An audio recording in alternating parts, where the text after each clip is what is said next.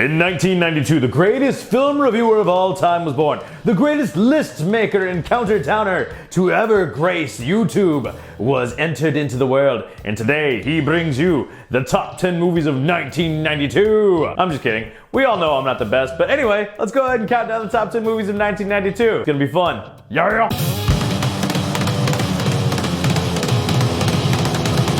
What's up, everybody? Welcome back to Cinema Sermons. My name is Kevin, and today we are going to be counting down the top 10 movies of the year 1992. And that is indeed the year I was born, so it has a little bit of a special spot in my heart. If you've not seen the previous ones of the 80s, the 70s, and the other 2 years of the 90s, go back and watch those when you're done with this, and let me know your favorites down below. Again, this is just my list. It doesn't mean that it's the right one. It doesn't mean that it's the only one. I would love to see your list down below. Please hit that like button, subscribe to the channel. It helps me out tremendously. And let's go ahead and get started with the top 10 movies of 1992. Number 10 is gonna be *Scent of a Woman*. This movie stars Al Pacino as a retired war colonel, and he's really just hard to get along with, right? And this young kid gets paid to take care of him for a weekend, and they go to New York City, and he shows him a good time, and really he plans on taking himself out at the end of their weekend, and this kid basically has to show him that life is still worth living. It's just one of those great dramedies of the 1990s, and it is a really good looking film, a good story rather. Al Pacino does a really good job. He actually won an Oscar finally for this role, and he'll do a good job of being really sweet in his description of a woman, and then say something completely vulgar, and you're just like, what the heck, man? But it is actually a really good movie, and when he's like, you know, talking about the scent of a woman and how much he loves them and how amazing women are, it's actually a really good movie, man, and I do like that. So coming in at number 10.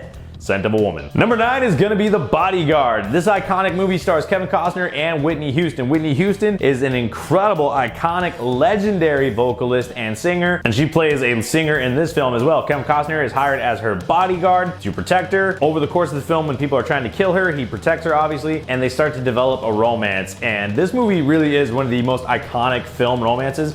Even so much that at Whitney Houston's funeral, Kevin Costner gave a speech and talked about her and how sad he was by her passing. It really is a phenomenal movie, and of course we get the iconic song from Whitney. Mom absolutely loved it growing up, and when I was growing up she loved it. And it comes in at number 9. Number 8 is gonna be *Reservoir Dogs*. This is the first film by Quentin Tarantino, and it really establishes all of the Tarantino staples that we know, love, and expect. It has just incredible, great, witty, very smart dialogue. It is not told chronologically, so it, you know, skips around in time like Tarantino likes to do, and of course just has a giant ensemble cast. I'm not a massive Tarantino fan, but I do have to acknowledge that he is one of the most unique and visionary directors of all time. Like, if there is, you know, a short list of great directors, Tarantino is definitely on it. It's essentially a heist movie with no heist. It ends in tragedy, just like all of the other Tarantino films do. Has a lot of excessive violence, a lot of crude language, so it might not be your cup of tea, but it is a well-made movie, so that brings it in at number 8. Number 7 is gonna be *Patriot Games*. This movie stars Harrison Ford, Samuel L. Jackson, and James Earl Jones. It is the first movie that ever put Jack Ryan on screen, the famous Tom Clancy novels and things like that. Basically, there's a terrorist attack on US soil, which had not happened at that point, and Jack Ryan, being a retired agent, kills one of the guys, and his brother is coming for revenge and targets Jack Ryan, played by Harrison Ford, specifically. So it becomes this like espionage, trying to stop terrorist attack and personal revenge tale all at the same time.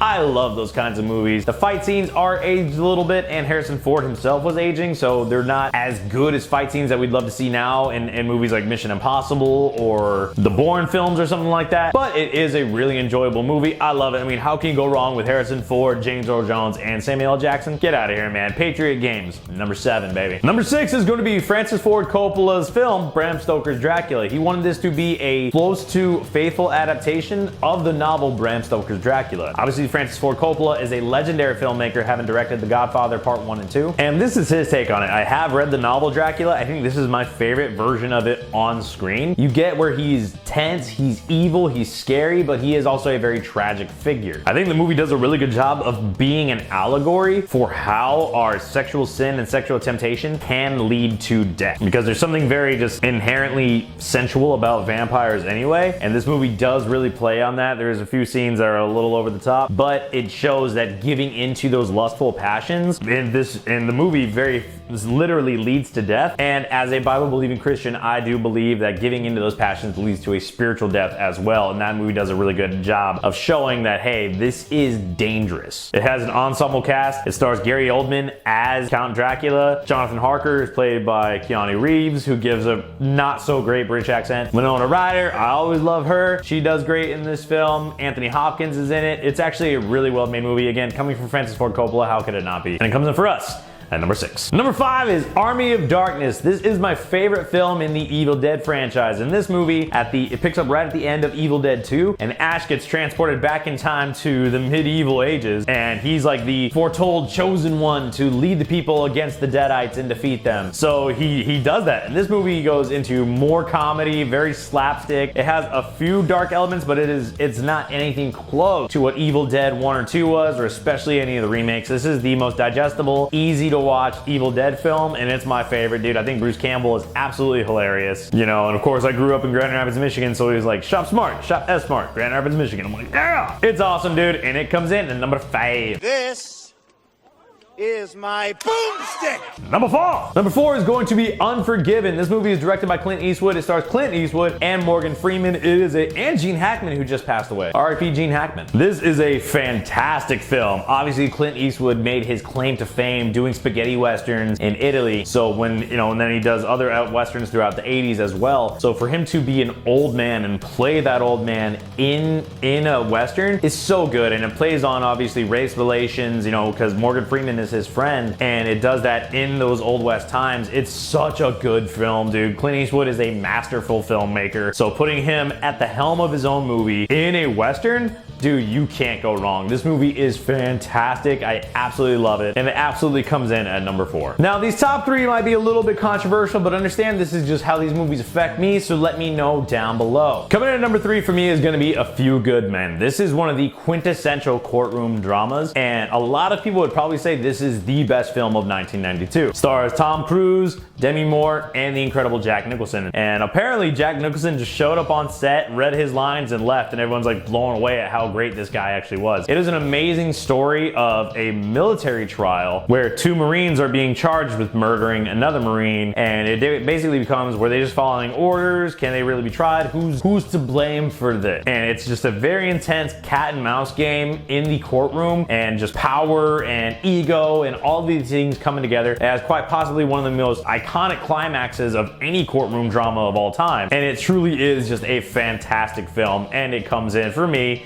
at number 3. You can't handle the truth! Coming in at number 2 is going to be one of my top 5 favorite horror films of all time, and that is Candyman. If you have not seen my list of my favorite horror films or my favorite movies to watch during the spooky season, I'll go ahead and try to put a link up here, put a card to that, or I'll go ahead and put a link in the description box below, or just look it up. But Candyman is such a layered film. It's not a straightforward slasher. The movie starts with Virginia Madsen's character, Helen, looking into urban legends, and there's this urban legend of the Candyman, who is a killer in Cabrini Green, one of the most violent housing projects in Southside Chicago at that time. And she thinks that the people of Cabrini Green have created this character to kind of deal with the inner city violence and gang violence that they were experiencing. And as she starts to delve into that, it turns into that the Candyman is a very real thing. He's like, you know, you did not believe in me. You were not content with the story, so now I'm gonna shed innocent blood. But then it's crazy because it's like, that's the former love that he had. And this character, Daniel Robitaille,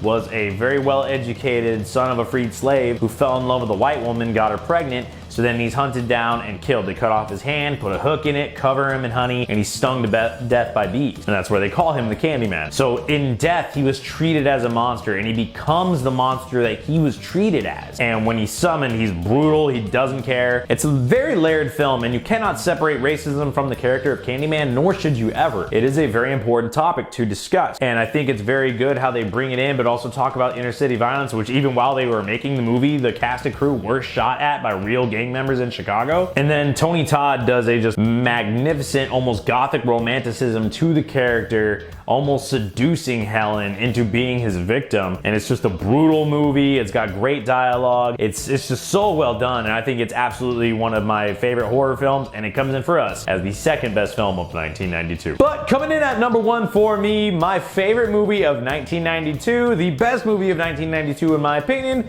is My Cousin Vinny. This is the first comedy coming in number one on our years list. And I think we really need to change. Like, we always think like the best movie of the year has to be some drama, right? Dude, My Cousin Vinny is so well made. It does great callbacks. It's just an amazing comedy. Joe Pesci and Marissa Tomei are amazing in it. It's so quotable. It has so many good lines. It's just a fun movie. Basically, Ralph Macchio, the Karate Kid himself, and his buddy are charged with murder. They can't afford a lawyer, so Ralph Macchio's cousin Vinny is a brand new lawyer, so he has to come from freaking New York down to middle of nowhere Alabama and represent his nephew. And just all these classic crazy hijinks ensue, man. This movie's so funny, it's so quotable, and it's we said A Few Good Men was the courtroom drama. This is the courtroom comedy, and this is my favorite courtroom movie. It's so funny, and I do believe it is the best film of the year I was born, 1992. But that is all we have for today. Please let me know down below your favorite movies of 1992. Do you agree? Do you disagree? My list isn't the right one, and I would love to see yours, so let me know down below. And hit that like button, subscribe to the channel, helps me out tremendously. And remember, I love you, Jesus loves you. That's our story, and we're sticking to it. See you guys.